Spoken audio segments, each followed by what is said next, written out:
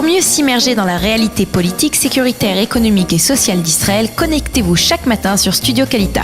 Daniel Haïk vous y attend pour sa revue de la presse. Matai et Taplou Bakvish Amavet, c'est la question que pose ce matin le Maariv. Quand va-t-on s'occuper de la route de la mort? C'est donc la route de la mort renchérie. Et donc le Maariv, vous l'avez compris, la presse israélienne revient sur un accident qui a coûté hier la vie à 6 ouvriers palestiniens en route pour leur travail.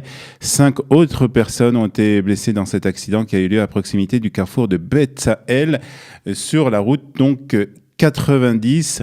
Des images filmées sur le lieu du drame semblent montrer donc un camion qui dévie vers la voie opposée. Le minibus tente alors de l'éviter en faisant un écart, s'écrasant finalement dedans.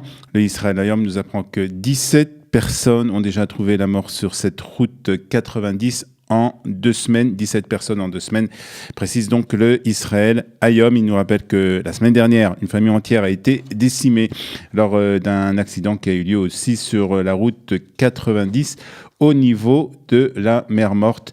Cette route 90 donc qui fait ce matin la une de la presse israélienne. Et puis le Maariv, comme le Israël Hayom, publie ce matin la photo d'une voiture en feu dans les rues de Tel Aviv.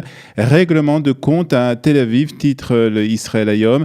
En effet, une forte détonation a été entendue dans le quartier de Hatikva à Tel Aviv. Et selon le Israël Hayom, il s'agirait d'un règlement de compte entre des bandes de malfaiteurs de la ville.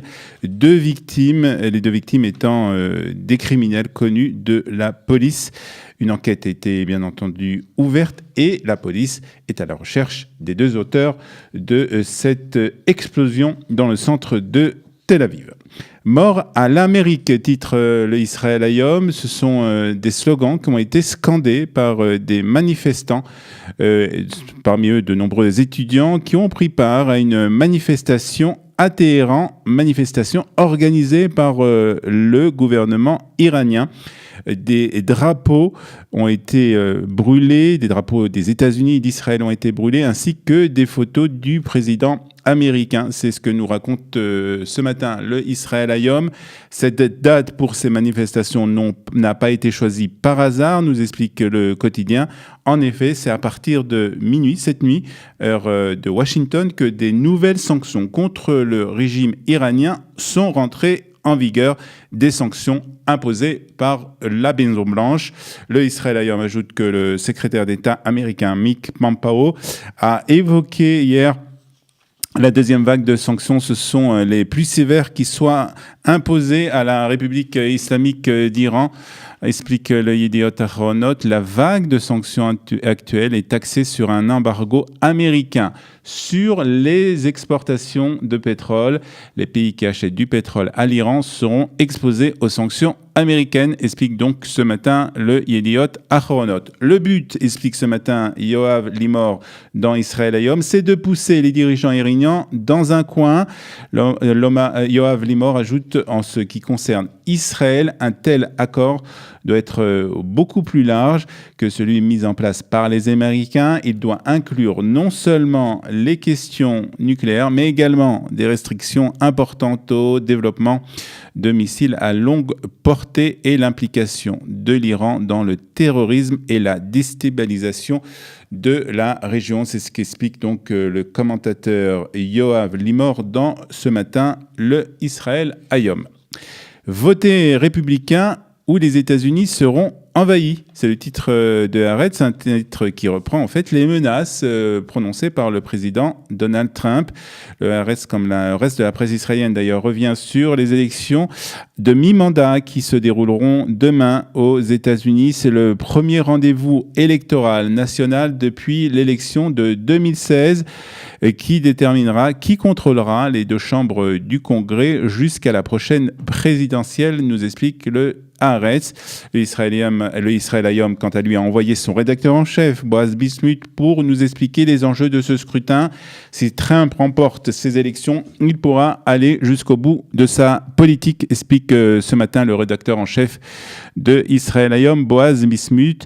Le même quotidien nous explique aussi pourquoi les Américains vont aller voter demain. Un petit retour historique de la part du Israël Hayom, puisqu'il nous apprend, il nous explique qu'après que les colonies américaines se soient rebellées contre le roi d'Angleterre au XVIIIe siècle, elles voulaient s'assurer que le système du gouvernement mis en place ne permettrait pas la tyrannie. Par conséquent, les rédacteurs de la Constitution américaine ont créé un système de frein afin que le gouvernement fédéral ne soit pas trop puissant aux dépens des autres États.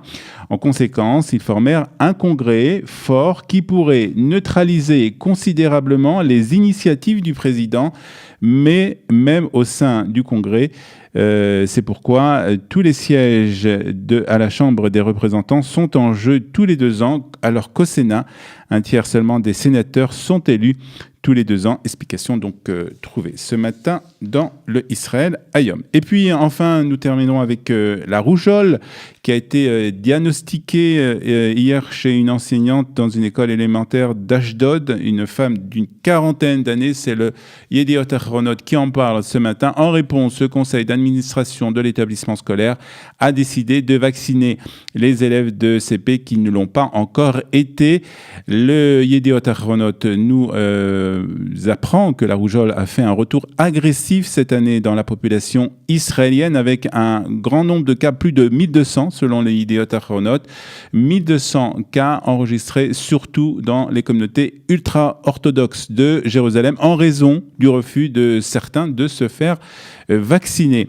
Moshe Simentov était ce matin l'invité de la radio Galei Tzahal. C'est le directeur général du ministère de la Santé. Il a vivement recommandé aux parents d'aller se faire vacciner. C'est le plus important que vous puissiez faire pour vous protéger de cette maladie contagieuse, a déclaré ce matin Moshe Bar Simentov sur les ondes donc de Galei Tzahal. Je vous rappelle que la semaine dernière, un nourrisson de 18 mois est décédé à Jérusalem des suites d'une infection de la rougeole. Voilà, 8h55 sur Studio Kalita, quelques notes de musique et la suite de notre émission.